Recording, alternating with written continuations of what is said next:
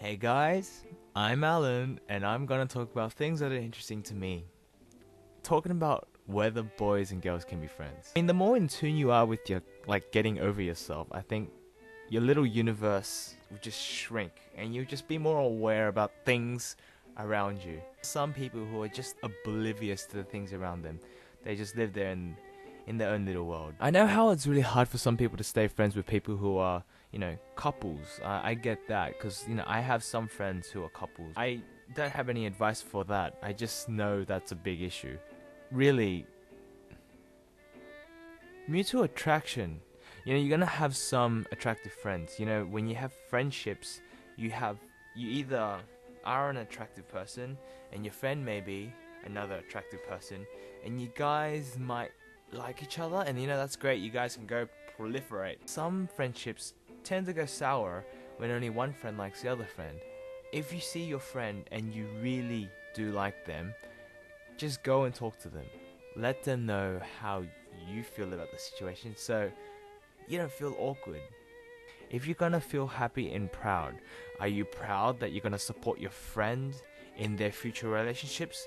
Or do you see yourself feeling really shitty that they're with someone else? The main solution to all our problems in life is just a talk. Emotionally, we seem to just keep things inside. Everyone's like a schoolboy's bag, if you excuse my saying. You'd keep a sandwich in there, and you'd leave it in there for like a long time, and you open it up planning to eat it.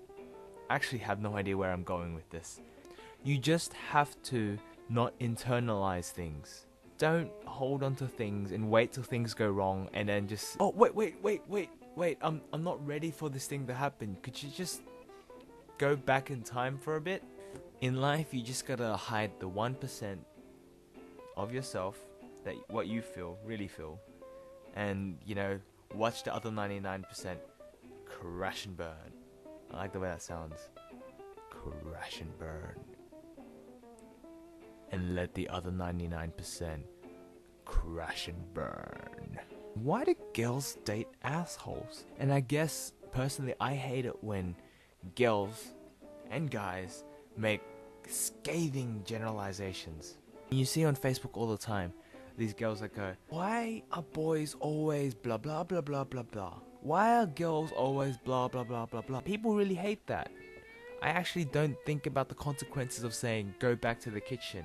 Not that I do say it, I just don't think about the consequences of it. When girls, just say my stilettos are bigger than your dick, it would hurt a guy's ego, I think. It would hurt a guy's ego. Well, my point to all these people is that you should look at yourself. Don't sit around and blame people. Think about, what did I do and how do I fix this? Where did I go wrong in the relationship? Rather than, accusing. My friends tell me never to point at people. I don't get it. Point at someone, just point. Maybe that's less intense if I pinch my fingers. Why do assholes get a lot of dates? Well, for one, they're overly confident. I mean, if you think about it, assholes just brim with confidence that girls are just attracted to that. People are attracted to confidence. You might be one of those assholes. Inside you're probably, oh god, I'm so alone. I'm gonna die alone. Inside you're just being a typical asshole. Another reason why people date assholes is because they're interesting. Naturally, people are gonna get bored. And when they get bored, they won't look for the next best thing. They'll just look for the next most interesting thing. I guess you gotta forgive yourself for the things that you can't do. It's different from giving up. Forgiving yourself for the things you can't do is just acknowledging your weakness. Realizing that I gotta be more confident. I gotta work on myself to be able to contribute to a real working relationship. For a long time when I was younger, I thought I was told by a really good friend of mine who gave me some really good advice making a really strong relationship. And what it was that you had to bring 100% of yourself to a relationship. So you can contribute 50% of yourself to a working relationship, and the other person can contribute 50% of their utmost being into a relationship. Together you make 100%. Did we not learn some maths today? Can boys and girls be friends? Well, the answer to that is two-sided. Obviously, some people say yes, some people say no. I think that boys and girls can be friends, but unless they're attractive, and they're attractive to you, there's gonna be a few problems. Really, the main focus of what I'm trying to say is that you don't go into a relationship to share problems.